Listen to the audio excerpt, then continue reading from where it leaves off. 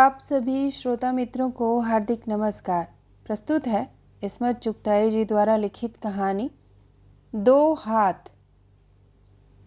राम अवतार लाम पर से वापस आ रहा था। बूढ़ी मेहतरानी अब्बा मियाँ से चिट्ठी पढ़वाने आई थी। राम अवतार को छुट्टी मिल गई। जंग खत्म हो गई थी ना, इसलिए राम अवतार 3 साल बाद वापस आ रहा था। बूढ़ी मेहतरानी की चीपड़ भरी आंखों में आंसू टिमटिमा रहे थे। मारे शुक्रगुजारी के वो दौड़ दौड़ कर सबके पांव छू रही थी, जैसे इन पैरों के मालिकों ने ही उसका इकलौता पूत लाम से जिंदा सलामत मंगवा लिया। बुढ़िया 50 बरस की होगी, पर 70 की मालूम होती थी। 10-12 कच्चे पक्के बच्चे जने, उनमें बस राम अवतार बड़ी मिन्नतों मुरादों से जिया था। अभी उसकी शादी रचाए साल भर भी नहीं बीता था कि राम अवतार की पुकार आ गई। मेहतरानी ने बहुत बावेला मचाया, मगर कुछ न चली। और जब राम अवतार वर्दी पहनकर आखिरी बार उसके पैर छूने आया तो उसकी शान और शौकत से बेइंतहा मरऊब हुई, जैसे वो कर्नल ही हो गया था। शागिर्द पेशे में नौकर मुस्करा रहे थे। राम अवतार के आने के बाद जो ड्रामा होने की उम्मीद थी, सब उसी पर आस लगाए बैठे थे। हालांकि राम अवतार लाम पर तोप बंदूक छोड़ने नहीं गया था, फिर भी सिपाहियों का मैला उठाते उठाते उसमें कुछ सिपाहियाना आन बान और रकड़ पैदा हो गई होगी। पूरी वर्दी डांट कर वो पुराना राम अवतरवा वाकई न रहा होगा। नामुमकिन है वो गौरी की करतूत सुने और उसका जवान खूल हतक से खौल न उठे। जब तक राम अवतार रहा, उसका घूंघट फुट भर लंबा रहा और किसी ने उसके रुखे पुर नूर का जलवा तक न देखा। जब खसम गया तो क्या बिलक बिलक कर रोई थी, जैसे उसकी मांग का सिंदूर हमेशा के लिए उड़ रहा हो। थोड़े दिन रोई रोई आंखें लिए सर झुकाए मैले की टोकरी ढोती फिरी, फिर आहिस्ता आहिस्ता उसके घूंघट की लंबाई कम होने लगी। कुछ लोगों का ख्याल है कि ये सारा बसंत रुत का किया धरा है। कुछ साफ वो कहते थे गौरी थी ही छिनाल, राम अवतार के जाते ही कयामत हो गई। कमबख्त हर वक्त इठलाना, कमर पर मैली की टोकरी लेकर कांसे के कड़े छनकाती जिधर से निकल जाती लोग बदहवास हो जाते। धोबी के हाथ से साबुन की बट्टी फिसल कर हौज में गिर जाती। बावर्ची की नज़र तवे पर सुलगती हुई रोटी से उचट जाती। भिश्ती का डोल कुएं में डूबता ही चला जाता। चपड़ासियों तक की बिना कलफ लगी पगड़ियाँ ढीली होकर गर्दन में झूलने लगती। और जब ये सरापा कयामत घूंघट में से बाण फेंकती गुजर जाती तो पूरा शागिर्द पेशा एक बेजान लाश की तरह सख्ते में रह जाता। फिर एकदम चौंक कर वो एक दूसरे के दुर्गत पर तनाजनी करने लगते। धोबिन मारे गुस्से के कलफ की कुंडी लौट देती। चपड़ासन छाती से चिमटे लौंडे को बेबाद तमाचे जड़ने लगती और बावर्ची की तीसरी बीवी पर हिस्टीरिया का दौरा पड़ जाता। नाम की गौरी थी, पर कमबख्त स्याह बहुत थी, जैसे उल्टे तवे पर किसी फावड़िया के पराठे मल कर चमकता हुआ छोड़ दिया गया हो।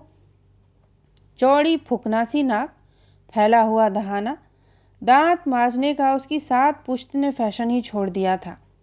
आंखों में पवटे काजल थोपने के बाद भी दाईं आंख का भेंगापन ओझल न हो सका। फिर भी टेढ़ी आंख से न जाने कैसे जहर में बुझे तीर फेंकती थी कि निशाने पर ही बैठ जाते थे। कमर भी लचकदार न थी, खासी कठला थी। जूठन खा खाकर दुम्बा हो रही थी।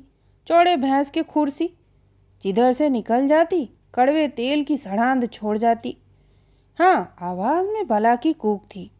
तीज त्योहार पर लहक कर कजरिया गाती तो उसकी आवाज़ सबसे ऊंची लहराती चली जाती।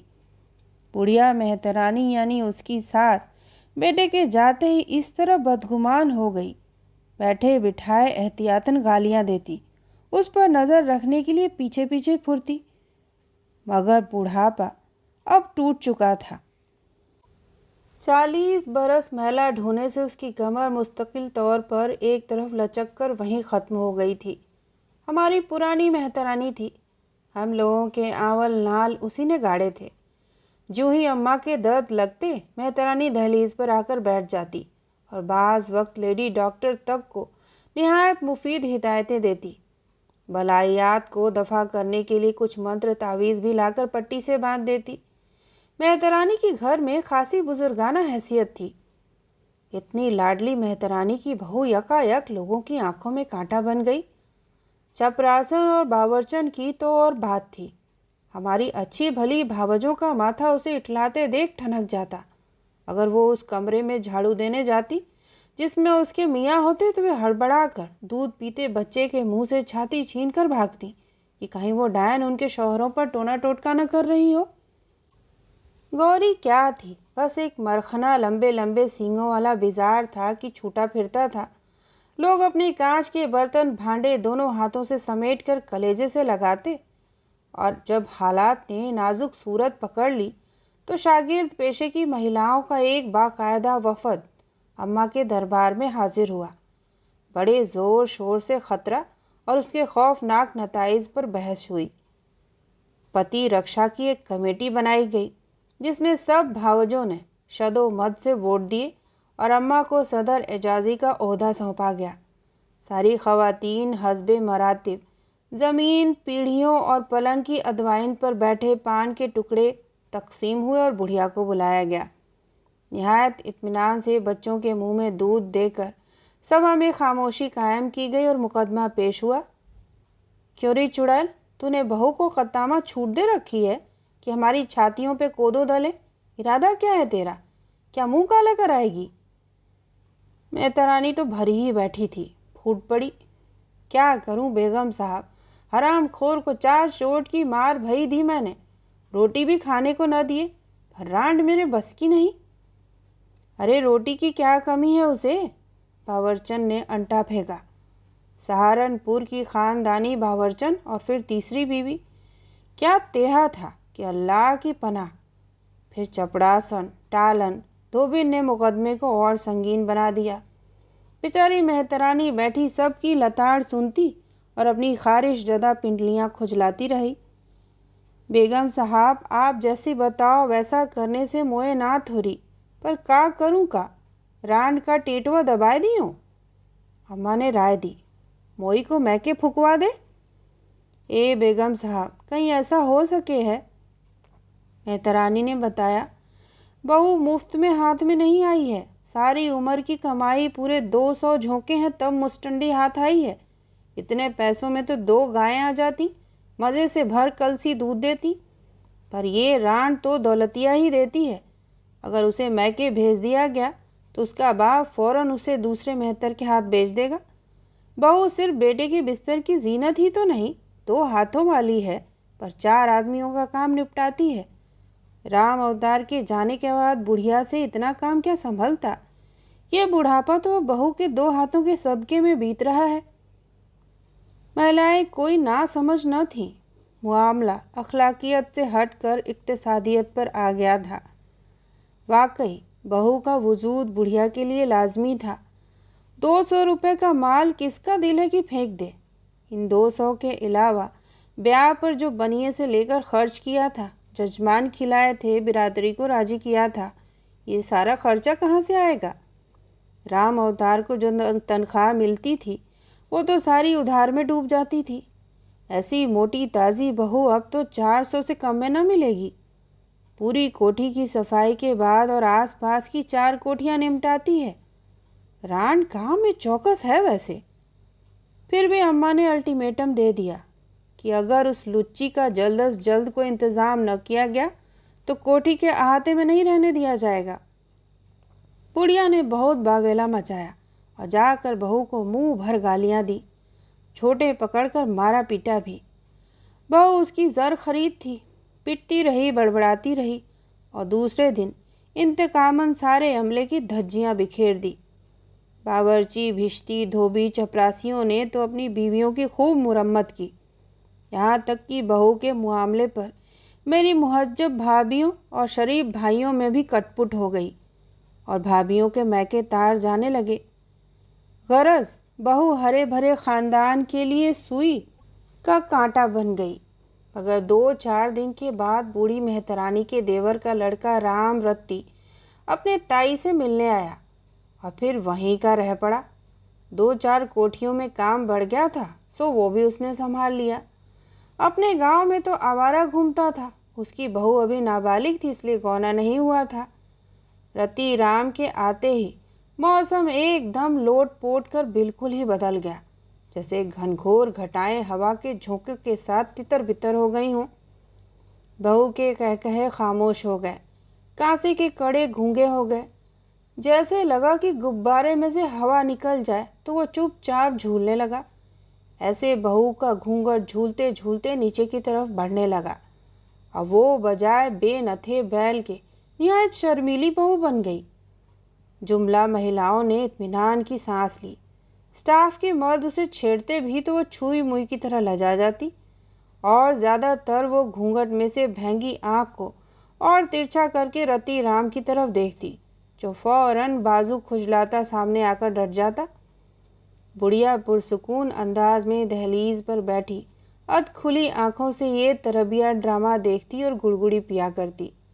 चारों तरफ ठंडा ठंडा सुकून छा गया, जैसे फोड़े का मवाद निकल गया हो। मगर अब के बहू के खिलाफ एक नया महाज कायम हो गया। वो अमले की मर्द जात पर मुश्किल था। बात बेबात बावर्ची जो उसे पराठे तलकर दिया करता था, कुंडी साफ न करने पर गालियां देता। धोबी को शिकायत थी कि वो कलफ लगाकर कपड़े रस्सी पर डालता है और ये हरामजादी खाक उड़ाने आ जाती है। चपरासी मर्दाने में 10-10 मर्तबा झाड़ू दिलवाते, फिर भी वहाँ की गजालत का रोना रोते रहते। भिश्ती जो उसके हाथ धुलाने के लिए कई मशके लिए तैयार रहता था, अब घंटों सहन में छिड़काव करने के बाद भी टलता ही न था, ताकि वो सूखी ज़मीन पर झाड़ू दे तो चपरासी गर्द उड़ाने के जुर्म में उसे गालियां दे सकें। मगर बहू सर झुकाए सबकी डांट फटकार एक कान से सुनती और दूसरे से उड़ा देती। न जाने सास से क्या जाकर कह देती कि वो काएं काएं करके सबका भेजा चाटने लगती। अब उसकी नज़र में बहू निहायत पारसा और नेक हो चुकी थी। फिर एक दिन दाढ़ी वाले दरोगा जी, जो तमाम नौकरों के सरदार थे, अब्बा के ख़ास मुशीर समझे जाते थे, अब्बा के हुजूर में दस्त बस्ता हाजिर हुए और उस भयानक बदमाशी और गजालत का रोना रोने लगे जो बहू और रति राम के नाजायज़ ताल्लुकात से सारे शागिर्द पेशे को गंदा कर रही थी। अब्बा जी ने मामला सेशन सुपुर्द कर दिया, यानी अम्मा को पकड़ा दिया। महिलाओं की सभा फिर से छिड़ी और बुढ़िया को बुलाकर उसे लत्ते लिए गए। अरे निगोड़ी, खबर भी है कि तेरी बहू कद्दामा क्या गुल खिला रही है। मेहतरानी ने ऐसे चुंधरा कर देखा जैसे कुछ समझती ही नहीं गरीब कि किस किस का जिक्र हो रहा है। और जब उसे साफ साफ बताया गया कि चश्मदीद गवाहों का कहना है कि बहू और रति राम के ताल्लुकात नाजेबा हद तक ख़राब हो चुके हैं, दोनों बहुत ही काबिल एतराज़ हालतों में पकड़े गए हैं, तो इस पर बुढ़िया बजाय अपनी बेहतरी चाहने वालों का शुक्रिया अदा करने के बहुत चिराग पाँ हुई। बड़ा बवेला मचाने लगी कि राम अवतरवा होता तो उन लोगों की खबर लेता जो उसकी मासूम बहू पर तोहमत लगाते हैं। बहू निगोड़ी तो अब चुपचाप राम अवतार की याद में आंसू बहाया करती है, काम काज भी जान तोड़कर करती है, किसी को शिकायत नहीं होती, ठिठोल भी नहीं करती। लोग उसके नाहक दुश्मन हो गए हैं। बहुत समझाया मगर वो मातम करने लगी कि सारी दुनिया उसकी जान की लगो हो गई है। आखिर बुढ़िया और उसकी मासूम बहू ने लोगों का क्या बिगाड़ा है? वो तो किसी के लेने देने में ना देने में वो तो सबकी राजदार है। आज तक उसने किसी का भांडा फोड़ा? उसे क्या ज़रूरत जो किसी के फेंक में पैर अड़ाती फिरे? कोठियों के पिछवाड़े क्या नहीं होता? मेहतरानी से किसी का मैला नहीं छुपता। इन बूढ़े हाथों ने बड़े बड़े लोगों के गुनाह दफन किए हैं। ये 2 हाथ चाहें तो रानियों के तख्त उलट दें, पर नहीं, उसे किसी से बुग़्ज़ नहीं। अगर उसकी गले में छुरी दबाई गई तो शायद गलती हो जाए, वैसे तो किसी के राज अपने बूढ़े कलेजे से बाहर नहीं निकलने देगी। उसका तेहा देखकर फौरन छुरी दबाने वालों के हाथ ढीले पड़ गए। सारी महिलाएं उसका पक्ष करने लगी। बहू कुछ भी करती, उनके अपने किले तो महफूज थे, तो फिर शिकायत कैसी? फिर कुछ दिन हुए, बहू के इश्क का चर्चा कम होने लगा। लोग कुछ भूलने लगे।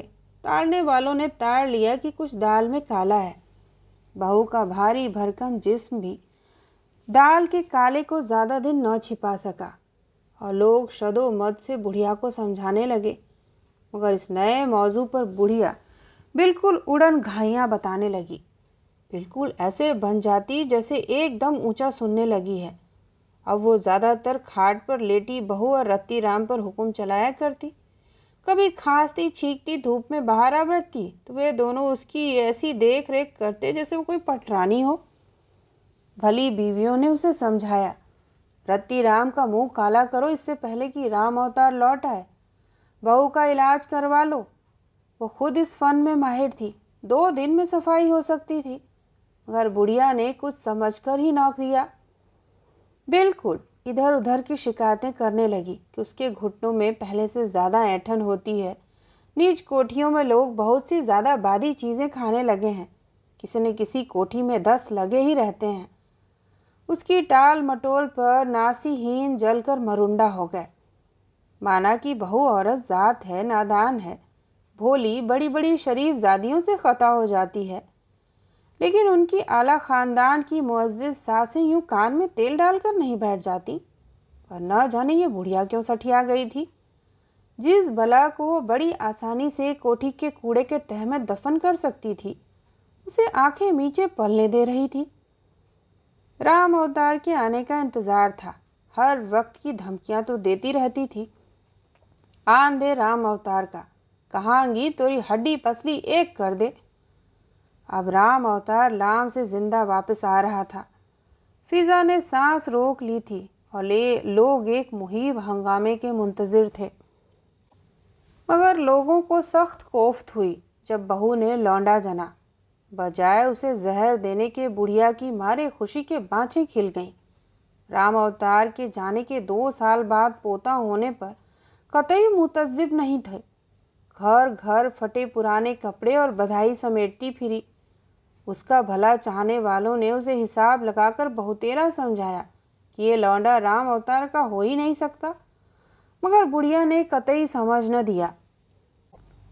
उसका कहना था आषाढ़ में राम अवतार लांपे गया। बुढ़िया पीली कोठी के नए अंग्रेजी वज़ा के महीने में संडास में गिर पड़ी थी। अब चैत लग रहा है और जेठ के महीने में बुढ़िया को लू लगी थी, मगर बाल बाल बच गई थी। जभी से उसके घुटनों का दर्द बढ़ गया। वेद जी पूरे हरामी हैं, दवाएं खरियां मिलाकर देते हैं। उसके बाद वो बिल्कुल असल सवाल से हटकर खैलाओं की तरह ऑल फॉल बकने लगती। किसके दिमाग में इतना बूता था कि वो बात इसकाइयाँ बुढ़िया को समझाता जिसे ना समझने का वो फैसला कर चुकी थी। लौंडा पैदा हुआ तो उसने राम अवतार को चिट्ठी लिखवाई।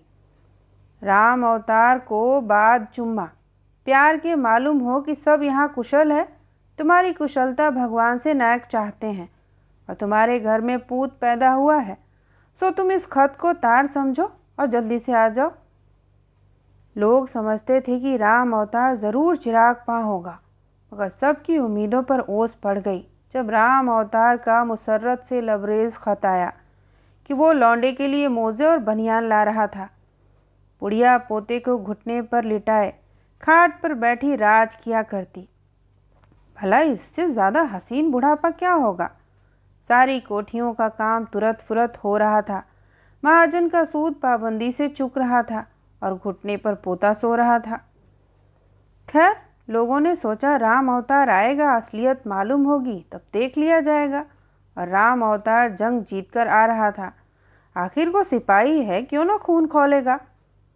लोगों के दिल धड़क रहे थे।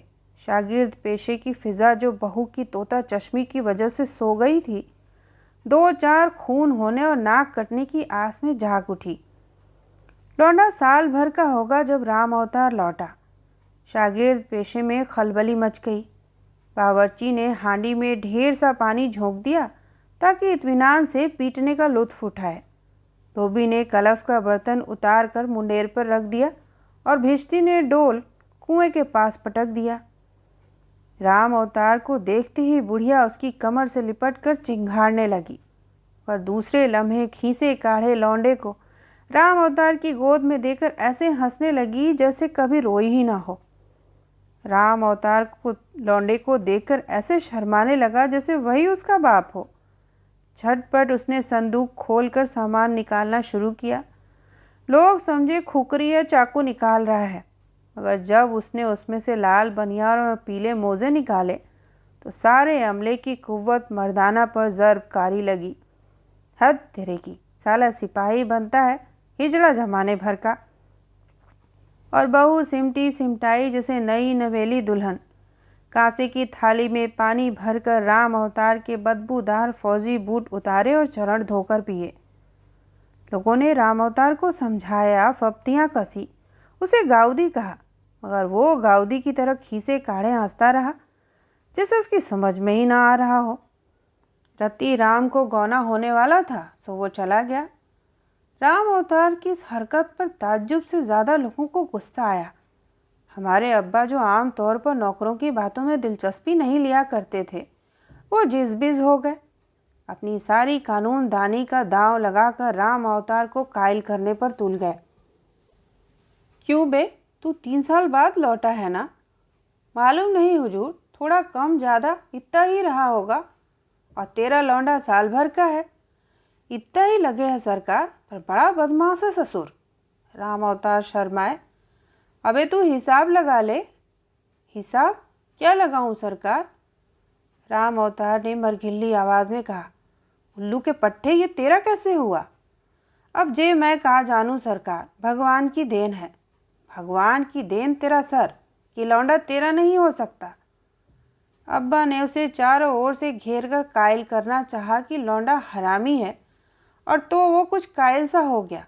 फिर मरी हुई आवाज़ में अहमकों की तरफ बोला, तो अब क्या करूं सरकार, हरामजादी को मैंने बड़ी मार दी। वो गुस्से में बिफर कर बोला, अबे निरा उल्लू का पट्टा है तू, निकाल बाहर क्यों नहीं करता कमबख्त को? नहीं सरकार, कहीं ऐसा हो ही सके है?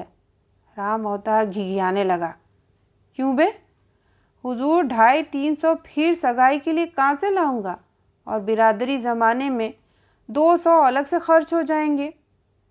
क्यों बे, तुझे बिरादरी क्यों खिलानी पड़ेगी? बहू की बदमाशी का तावन तुझे क्यों भुगतना पड़ेगा? जे मैं क्या जानूं सरकार, हमारे में ऐसा ही होए है। मगर लौंडा तेरा नहीं है राम अवतार, उस हरामी रत्ती राम का है।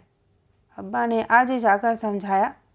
तो क्या हुआ सरकार, मेरा भाई होता है रत्ती राम, कोई गैर नहीं, अपना खून है। निरा उल्लू का पट्टा है। अब्बा भन्ना उठे। सरकार, लौंडा बड़ा हो जावेगा तो अपना काम समेटेगा। राम अवतार ने गड़गड़ कर समझाया। वो 2 हाथ लगाएगा सो अपना बुढ़ापा तीरा हो जाएगा। नदामत से राम अवतार का सर झुक गया, और न जाने क्यों एकदम राम अवतार के साथ अब्बा का सर झुक गया, और उनके जहन पर लाखों करोड़ों हाथ छा गए। ये हाथ हरामी है न हलाली, ये तो बस जीते जागते हाथ हैं जो दुनिया के चेहरे की गजालत धो रहे हैं और उसके बुढ़ापे का बोझ उठा रहे हैं। ये नन्हे मुन्ने मिट्टी में लिथड़े हुए स्याह हाथ धरती की मांग में सिंदूर सजा रहे हैं।